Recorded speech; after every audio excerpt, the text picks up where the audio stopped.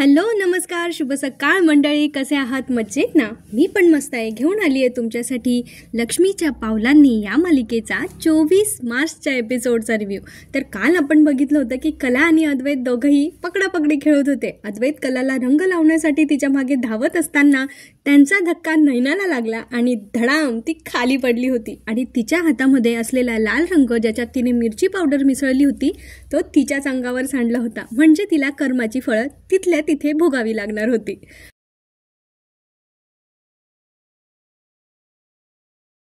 आणि तिच्या प्रयत्नांना केराची टोपली दाखवत कला अद्वैतची मात्र धूम धडाक्यात रंगपंचमी साजरी झाली होती. अद्वैतने चक्क कलाला मस्त रंग लावला होता. आणि आता तिकडे नैनाच्या डोळ्यात मिरची पावडर गेल्यामुळे तिला चांगलं झोंबलं होतं. तर ती जोरात ओरडली, आई ग. आणि ही सगळी मंडळी आता तिच्याकडे धावत पळाली होती. डोळ्यांची आग, लागलेला ठसका, या सगळ्यांमुळे नैनाची हालत पुरती खराब झाली होती. आणि ती जोरात ओरडत होती, आई ग, आई ग. आता तिकडून मिसेस खरे आल्या आणि त्या म्हटल्या, अगं यो तर फक्त रंग आहे, तुला एवढी कशाला आग होतीये? रजनी मॅम पण म्हणतात, अगं हा तर फक्त गुलाल आहे, कोणी दुसरा कुठला रंग आणला होता का? आता नैनाला वाटतंय हे रंगाबद्दल आता शहानिशा करताय, त्यामुळे आता ती म्हणते, शी कुठला रंग आहे हा? आणि खूप झोंबतंय, खूप आगाग होते. तेव्हा मिसेस खरे म्हणतात, जा पाण्याने तोंड धुजा. आबा पण म्हणतात, अरे तिला पाण्याच्या टाकीजवळ घेऊन जा. राहुल तिच्या हातावर पाणी टाकत असतो आणि ती तोंडावर मारत असते. तेव्हा राहुल म्हणतो, नक्की काय होतंय तुला? तेव्हा ती रोहिणी सांगते, अरे राहुल, हिचे स्वतःचेच उद्योग आहेत हे, हिने त्या लाल रंगामध्ये मिरची पावडर मिसळली होती. तेव्हा नैना सांगते, मला त्या कलाला धडा शिकवायचा होता आणि आता तर मी तिला सोडणारच नाहीये. तेव्हा रोहिणी तिच्यावर चिडतात आणि म्हणतात, तू कशाला वापरते तुमचं डोकं? नाही सांगितलंय ना असले फालतू प्लॅन करायला. तेव्हा राहुल म्हणतो, अगं मम्मा, तू मला का बोलते? आता तो नैनाच्या हातात पाण्याचा जग टेकवतो आणि तिकडून कल्टी मारतात ते दोघं. आणि इकडे आपल्याला बघायला मिळतं की सरोज मॅमचं अद्वैत आणि कलाकडे अगदी बारीक लक्ष आहे. आणि अद्वैत आणि कला ज्या पद्धतीने रंगपंचमी खेळताय ना, ते त्यांना अजिबात आवडत नाहीये. इकडे कला अद्वैतला म्हणत असते, शेवटी मी तयार केलेलाच रंग लावलास ना तुम्हाला. अद्वैत म्हणतो, सारखं काय मी माझं करत असते ग, आणि नको त्या गोष्टींचा नात्याशी संबंध नको जोडवा.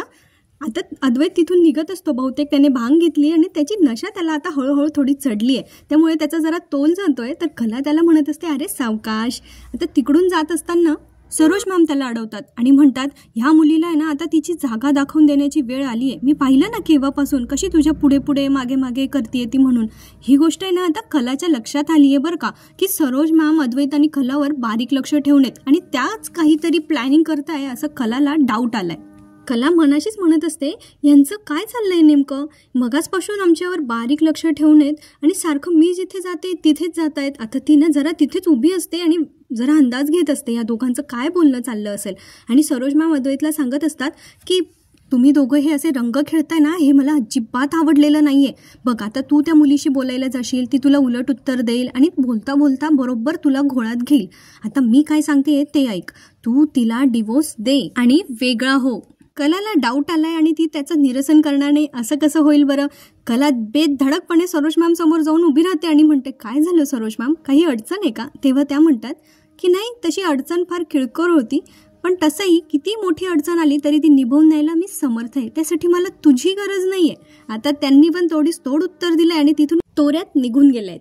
आता दुसरीकडे आपल्याला सोहम आणि अनामिका यांची रंगपंचमी बघायला मिळते. ते दोघं जाम खुश आहेत. होली है बाई होली है, बुरा न मानो होली है. आणि आता थंडाईच्या ग्लासचा भरलेला ट्रे अनामिका अख्खाच्या अख्खा स्वतःजवळ ठेवून घेते. सोहम म्हणतो, एवढी पिणार आहेस तू? तेव्हा ती म्हणते, नाही, पण कमी पडलं तर उगीच रिस्क नको ना, जास्त झाली तर चालते. सोहम म्हटलं, एवढं सगळ्या तुला झेपतील का पण? तेव्हा अनामिका म्हणते, कोण म्हटलं मी पिणार आहे? सोहम म्हणतो, मग? तर अनामिका आता एक ग्लास उचलते आणि त्याच्या तोंडाला लावून तो रिकामा करते. आता ते दोघं इतके खुश असतात एकमेकांसोबत. ही गोष्ट मात्र काजलला काही भगवत नाही. ती बिचारी जेलस फील करते, सोबत तिला हर्ट पण होत आहे. आणि सोहमच्या लक्षात येत आहे की काजल आता त्या दोघांकडे नजर ठेवणे आणि राहुल पण आता काजलचा पाठलाग करतोय. काजलला आठवतं तिच्या आबांचा शब्द की एकदा कोणाला तरी वेळ दिला पाहिजे. त्यावेळेला आता ती विचार करत असते की एकदा मी सोहमशी बोलते आणि नंतर त्याला वेळ देते. आता गर्दीतून त्याला बाहेर पण काढावं लागणार नाही, म्हणून ती सोहमशी बोलण्याचा विचार करत असते. आणि सोहम काजल समोर कदाचित तिला दाखवण्यासाठी म्हणून अनामिकाला प्रपोज करून टाकतो. तो बोलतो, अनामिका, तुम्हाला एका प्रश्नाचं उत्तर विचारलं होतं, ते उत्तर मी तुला आज देतोय. I love you Anamika, I love you so much. Anamika म्हणते, सोहू तू खरं बोलतोयस? I am so happy Soham. बिचाऱ्या काजलचे दिल के अरमां आंसुओं में बहे गए असं झालंय. आणि राहुल हा सगळा जो व्हिडिओ असतो तो मोबाईलमध्ये शूट करत असतो. दुसरीकडे आबा म्हणत असतात की मागच्या वर्षी होळी एकदम दणक्यात झाली होती, तशीच यावर्षी रंगपंचमी पण एकदम धूमधडाक्यात झाली पाहिजे. आता सोहम तिकडून अनामिकाचा हात पकडून येतो आणि म्हणतो, आबा तुमचा शब्द मी खाली पडू देणार नाही, ए लावा रे. आता ते मस्तपैकी गाणं लावतात आणि डान्स करायला लागतात सगळेच्या सगळे. आणि गाणं असतं, आला होळीचा सण लय भारी चल नाचूया. नाचता नाचता अनामिका सोहमला म्हणत असते, कलाताई आणि अद्वैत दादा किती क्यूट आहेत ना, एकदम मस्त कपल येते. तेव्हा सोहम म्हणतो, हो मेड फॉर ईच अदर येते, अगदी आपल्यासारखं. अनामिका म्हणते, काय म्हणालास? तेव्हा सोहम म्हणतो, हो सोहम आणि अनामिका #सोहमिका. आता काजल हे सगळं बघत असते. मला आधी असं वाटत होतं की सोहम फक्त तिला जेलस फील करण्यासाठी या सगळ्या गोष्टी करतोय, पण आता तर तो नशेत आहे. आणि असं म्हणतात की नशेत माणसं खरं न बोलतात. म्हणजे सोहमला अनामिका खरंच आवडते की काय, त्याचं खरंच प्रेमी की काय, काय माहिती. पुढच्या काही एपिसोडमध्ये कळेलच की आपल्याला. आता कला, अद्वैत आणि मस्त बाकीचे सगळे इतके दंग आहे ना नाचण्यामध्ये, ते फुल एन्जॉय करत आहे. पण दुसऱ्याला त्रास देणारी माणसं असतात ना, यांच्या खुरापाती डोक्यांमध्ये आनंद घेण्याचं काही नसतंच मुळी.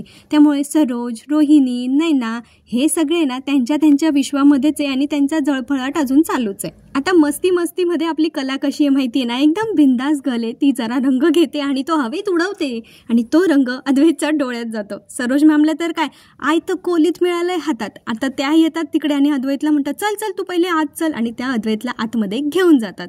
आता कला पण त्यांच्या मागे मागे जाते.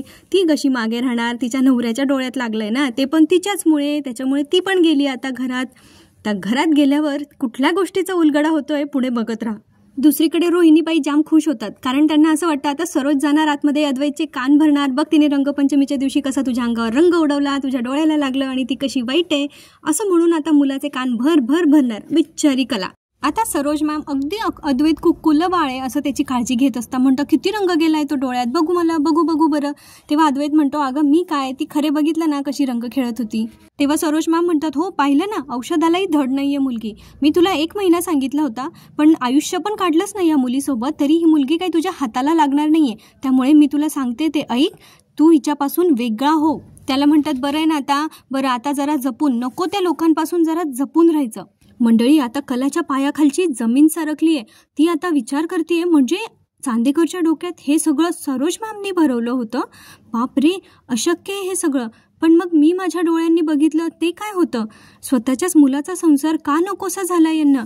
आणि मग कलाला त्या सगळ्या गोष्टी आठवतात की कसं त्यांच्या 1 महिन्याच्या या ॲनालिसिसचं काय उद्योग अद्वैतने केलेत. या सगळ्या गोष्टींची कलाला परत एकदा उजळणी होते. दुसरीकडे बिचारी काजल, आता तिला सोहम आणि अनामिकाचे क्षण आठवत आहेत की सोहमने अनामिकाला प्रपोज केलंय, तो तिची कशी बाजू घेऊन काजलशी भांडला होता, या सगळ्या गोष्टी. पण काजल बेटा, तू त्याला सांगितलं होतं ना की आपण जस्ट फ्रेंड्स बनून राहू, मग आता तो काहीही करेल, तुला काय प्रॉब्लेम असायला हवाय, एक काहीतरी ठरव बाळा लवकर. आता कला आली आहे बाहेर आणि सरोज मॅमला तिने असा शुकशुक करून हात लावलाय बरं का. सरोज मॅम इकडून असं बघतात आणि म्हणतात, काय? तेव्हा ती म्हणते, मी आतमध्ये तुमचं आणि चांदेकरचं सगळं बोलणं ऐकलंय. मला तुम्हाला फक्त एकच प्रश्न विचारायचा आहे, तुम्ही असं का वागताय? तुम्ही माझ्याबद्दल चांदेकरच्या मनात नको त्या गोष्टी का भरवताय? त्यावेळेला आता सरोज मॅम म्हणतात, मी तुला उत्तर द्यायला बांधील नाहीये, तू काय मला जाब विचारतेस? तेव्हा कला म्हणते, अजिबात नाही, पण आपलं मत दुसऱ्यांवर लादणं ही किती चुकीची गोष्ट आहे. भलेही ती व्यक्ती आपल्या कितीही जवळची असू देत, त्याला त्याचा अनुभव घेऊ द्या ना. तुम्हाला चांगलंच माहिती आहे की चांदेकरच्या मनात तुमच्या विषयी किती प्रेम आहे, तुमचा शब्द त्याच्यासाठी खूप महत्त्वाचा आहे, शेवटचा आहे. मग तुम्ही हे सगळं त्याच्या डोक्यात का भरवताय? तुम्हाला कळतंय का, तुमच्या अशा वागण्यामुळे तुमच्या मुलाचा संसार धोक्यात येऊ शकतो. मला माहिती आहे, माझ्यामुळे तुमच्या मनामध्ये भरपूर गैरसमज आहे, पण ते गैरसमज दूर करायचे सोडून, त्याची शहानिशा करायची सोडून तुम्ही अजून तुमच्या मनातल्या शंका चांदेकरच्या मनात उत्पन्न करून देतायत. तुम्हाला काही गैरसमज असतील तर तुम्ही थेट माझ्याशी बोला ना. तेव्हा सरोज मॅम म्हणतात, त्यांना एवढी प्रेमाची भाषा कळणार आहे का बरं कला? त्या म्हणतात, मी माझ्या मुलाशी काय बोलायचं आहे हे मला कुठल्या तिसऱ्या व्यक्तीने येऊन सांगायची गरज नाही आहे. आणि हे बघ कला, खरे तुझं लग्न झालंय ना म्हणून तू या घरात आहे. म्हणजे याचा अर्थ असा होत नाही की आम्ही तुला एक्सेप्ट केलंय, तुझा स्वीकार केलाय, ना या घराने ना या घरातल्यांनी कोणीच. हां, काही लोकांची सहानुभूती आहे तुला, त्यामुळे तुझा गैरसमज झालाय. आणि मी तुला आत्ताच सांगते, हे बघ माझा मुलगा आहे ना साधा सरळ आहे. बापरे, किती तो ओव्हर कॉन्फिडन्स, चांदेकर आणि साधा सरळ.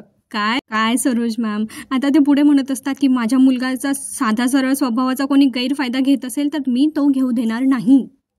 आता त्या कलाला रंग लावत म्हणत असतात, या घरातली तुझी शेवटची होळी आहे, त्यामुळे मनसोक्त खेळून घे. आता कला पण काय आपली अशी तशी नाही आहे, ती पण धडाक्यात उत्तर देते. रीतिरिवाजाप्रमाणे माप ओलांडून सगळ्यांच्या साक्षीने लग्न करून मी या घरात आली आहे. मी सहजासहजी माझ्या आणि चांदेकरच्या नात्याचा रंगाचा बेरंग होऊ देणार नाही आणि याची मी पूर्ण काळजी घेईल. आहे हे होईना बा, तोडीस तोड उत्तर.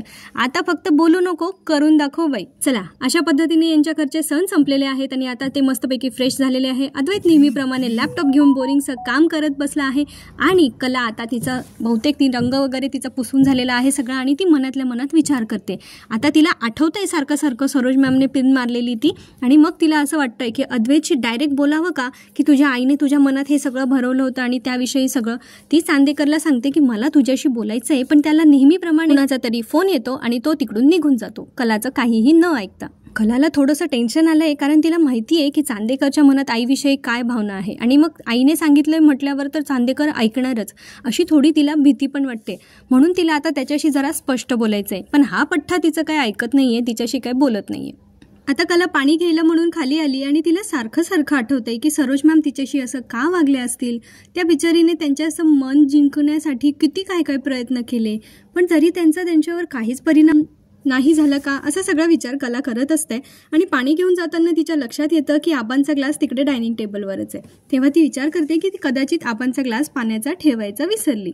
म्हणून ती त्यांचा ग्लास ठेवून आतमध्ये जाते आबांकडे. त्यांना विचारते, तुम्ही झोपले नाही का? तेव्हा ते म्हणतात आता झोपणारच आहे. कला तो ग्लास ठेवून बाहेर येते तेव्हा अद्वैत तिला बघतो आणि त्याला असं वाटतं की नक्कीच कला त्याच्याविषयी आबांच्या मनात काहीतरी भरवायला म्हणून तिकडे गेली असेल, पण काय, असा अद्वैत विचार करत असतो. आणि इथेच आजचा भाग संपतो. आता पुढच्या एपिसोडमध्ये त्यांनी आपल्याला असं दाखवलंय की कलाने काहीतरी नाश्ता बनवलाय आणि सरोज मॅम विचारतात की नक्की हे काय आहे. तेव्हा कला सांगते की हा शिळ्या भाकऱ्यांचा तिने ताकात त्या चुरून घेतलाय आणि त्याला तडका दिलाय, तर हे काहीतरी ताकातली भाकरी आहे असं. तेव्हा सरोज मॅम चिच्च्यावर चिडतात आणि म्हणतात, तुला माहित नाही का अद्वैतला सकाळी सकाळी ताक आणि दही चालत नाही ते, आणि अद्वैतला काहीतरी श्वासाचा त्रास यायला लागतो. आता अद्वैतची तब्येत बिघडते की काय हे आपल्याला पुढच्या भागामध्ये बघायला मिळू शकतं आणि याचा कला आणि अद्वैतच्या नात्यावर काय परिणाम होणार आणि ही बाकीची सगळी दुष्ट मंडळी याचा काय भांडवल करणार हे पुढच्या काही भागांमध्ये बघणं मजेशीर ठरणार आहे. तेव्हा चॅनलला सबस्क्राईब करून ठेवा. आपण पुढच्या भागात नक्की भेटूया. तोपर्यंत आनंदी राहा, खुश राहा, आपली आणि आपल्या प्रियजनांची काळजी घेत राहा आणि चॅनलला लाईक, शेअर, सबस्क्राईब अवश्य करा. धन्यवाद.